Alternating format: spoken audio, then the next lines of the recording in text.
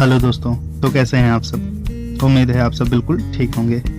दोस्तों, जैसा कि आप जानते हैं, इंसान हो या कोई भी जीव इस धरती पर अगर आना है तो बिना नर और मादा के मिलन के उसका आना संभव नहीं है।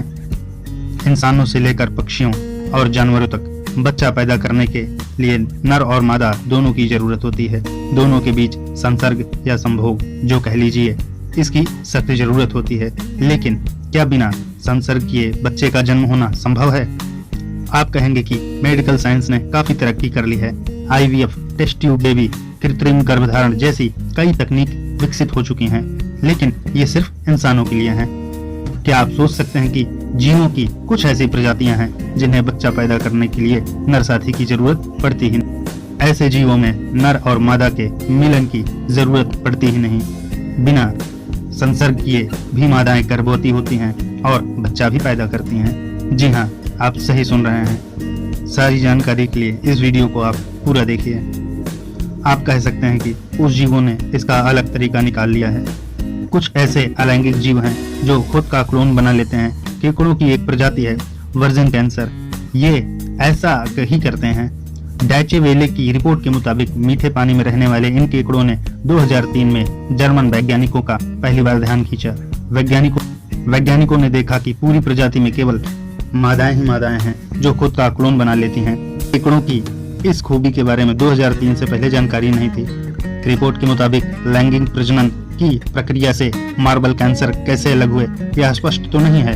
इनके जीन का वैज्ञानिकों ने विश्लेषण किया तो पता चला कि उत्तर अमेरिकी क्रैफिस प्रजाति से इनका जुड़ाव रहा है।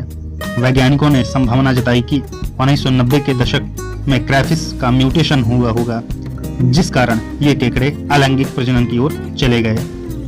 अलैंगिक प्रजनन का सबसे बड़ा फायदा है कि केवल एक महिला ही पूरी आबादी की शुरुआत कर सकती है।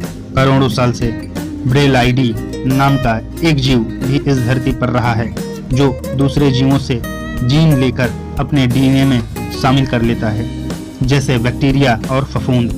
सदियों से धरती पर पर्यावरण में अनगिनत बदलाव हुए, लेकिन यह जीव बगैर संसर्ग किए ही अब भी अस्तित्व में है। रेप्टाइल्स की बात करें तो प्रशांत महासागर के बिल्कुल अलग थलग द्वीपों पर पाया जाने वाला वर्जिन गेको नाम प्रजाति का सरीसृप ऐसा ही करता है। कैद में रह रहे जीवों ने भी सेल्फ क्लोनिंग दिखाकर लोगों को आश्चर्यचकित किया था। जब वर्ष 2006 में लंदन के चिड़ियाघर में रह रही वर्जिन मादा कोमोडो ड्रैगन ने 4 बच्चों को जन्म दिया। वे 4 बच्चे नर थे और उनमें केवल मां का DNA था, यानी जाहिर है कि उनके क्लोन वहां मौजूद थे। इसी तरह वर्ष 2007 में अमेरिकी एक्वेरियम में एक शार्क बिना किसी नर के संपर्क में आए गर्भवती हुई थी और फिर एक मादा बच्चे को जन्म दिया। बम्बू शार्क और जेब्रा शार्क भी बिना नर के संपर्क में आए ही अपने क्लोन को जन्म दे चुके। ब्रेलाइडी, गेको, माराम, झींगा वगैरह तो केवल मादा ही होते हैं, लेकिन कुछ जीव के लिए संसर्ग विकल्प की तरह है, जैसे मध्य और दक्षिण अमेरिका में पाई जाने वाली सतरंगी छिपकली। इनकी कुछ आबादी केवल मादाओं की है, जबकि कुछ आबादियों में नर और मादा दोनों मौजूद हैं। वैज्ञानिकों के मुताबिक स्तनधारियों में अब तक अलैंगिक प्रजनन नहीं देखा गया। वैज्ञानिकों के मुताबिक बच्चे पैदा करना बेहद जटिल है।